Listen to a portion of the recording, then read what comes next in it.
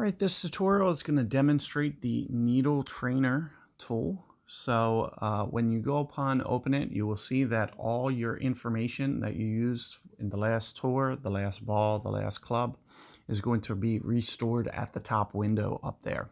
You also see a back button in the lower right hand corner that will back you out if you want to go out, and every time that you come in, you will see this tool pop up. So once you're satisfied with kind of where you want to go, for instance, Tour 12, sand wedge, turbo ball, you'll see that I pull back and this shakes out of control. So I was actually fortunate to be able to stop that there. Very, very tough to do, as you can see. But just wanted to go ahead and show you that. And other than that, you'll see a percentage in the left-hand corner. As you pull this up, you'll see that it pretty much emulates how the needle would act throughout of using overpower. So you'll see how much the target starts to shake, how much the color changes, and also, kind of the way that the needle bobs up and down. And it's going to kind of show you kind of the importance to putting the ball in the center of the shot circle. So you can see here's a 100% shot, but back towards the back, you'll see that it almost adds, an extra percent. And let's see what is the ramifications of an extra percent. So let's talk about things like a sniper would, for example. An extra 1% is going to be on a sniper 10, 1.72 yards. So instead of landing where you were intended to aim, it almost flies 2 rings down farther when you do this. So this is going to cause you about 2 rings of penalty. So you do have to keep this in mind, and it's going to show you kind of the importance, especially when we're talking about things like wedges, because you don't want to add extra rings to your wedges. So it's really going to teach you to really kind of keep this in and kind of show you the value.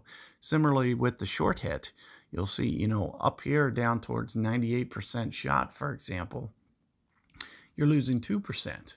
So putting it in the top of the circle has its own kind of scale factor that you don't want to get involved with. Because let's think about now 2% on a sniper approach, like into a shootout, for example. Same thing's going to happen. Instead of being 1.7 yards, it's going to be 3.2 yards short. That's like over 3 rings of error that you're putting in. So you do want to be very cautious when swinging, and where you're holding on the screen. It's going to show you the value to just being able to pull to the center each and every time. Now you also see that it's able to, you're able to pull down and hit kind of a partial shot and just kind of see where the percentages fall.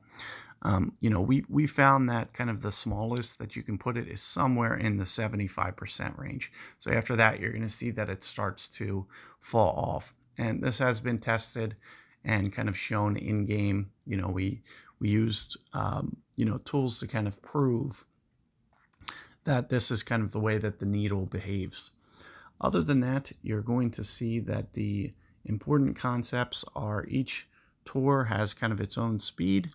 Each club type has its own speed too. You'll see that the way that this functions is a function of distance. So for instance, a longer club is going to have a faster swinging needle.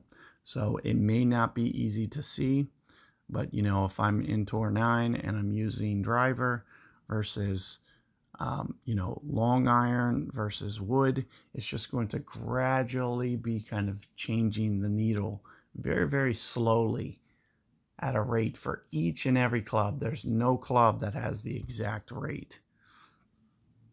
Similarly, you'll also see things like rough iron and rough iron second cut. So what is rough iron? Rough iron is basically any surface that's touching the fairway.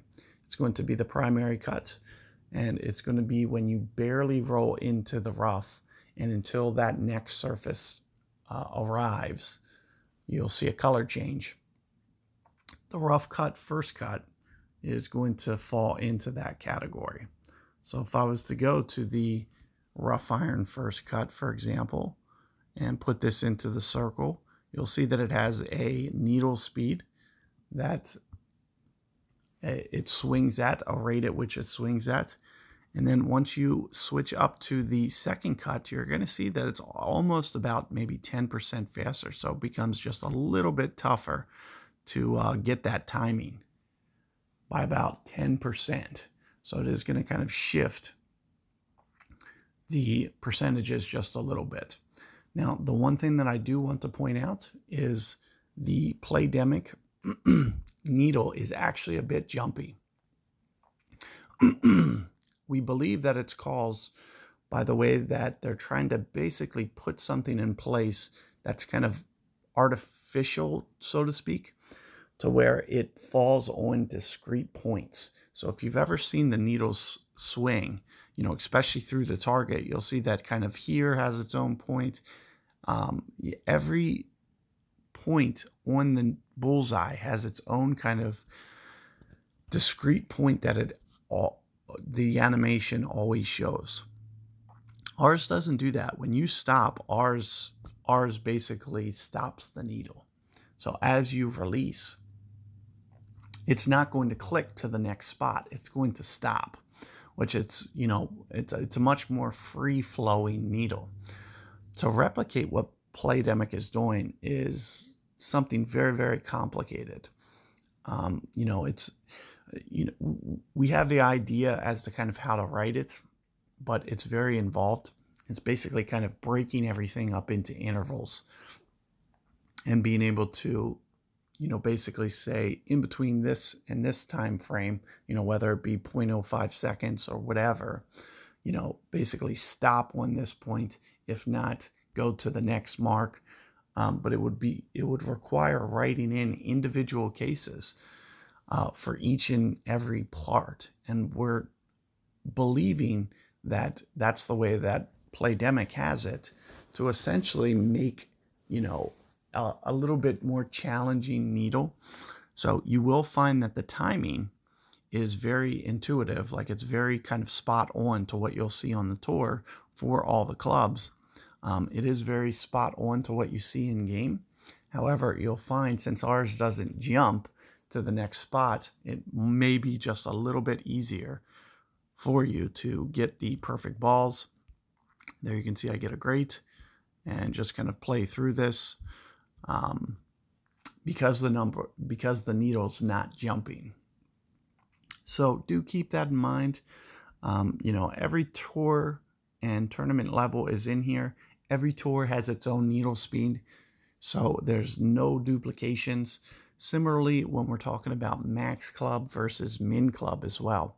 So min driver and max driver actually have different needle speeds, but it's very, very close. It's probably, within 0.03 of a second. So it's very, very close to the same needle speed. All of our timings are based on max club values. So if you're at mid club value, for example, you might assume that it might be off by 1/100th of a second, give or take. So if I was looking at this rough iron, or, for instance, long iron, and I was to have this needle speed here, you can see how fast it's moving. Towards mid club, it may just be going just a little bit slower, to the degree of maybe about 1/100th of a second slower needle. So do keep that in mind. Hopefully that gives you a nice little overview of how to use this. And, good luck out there. Let us know what you think.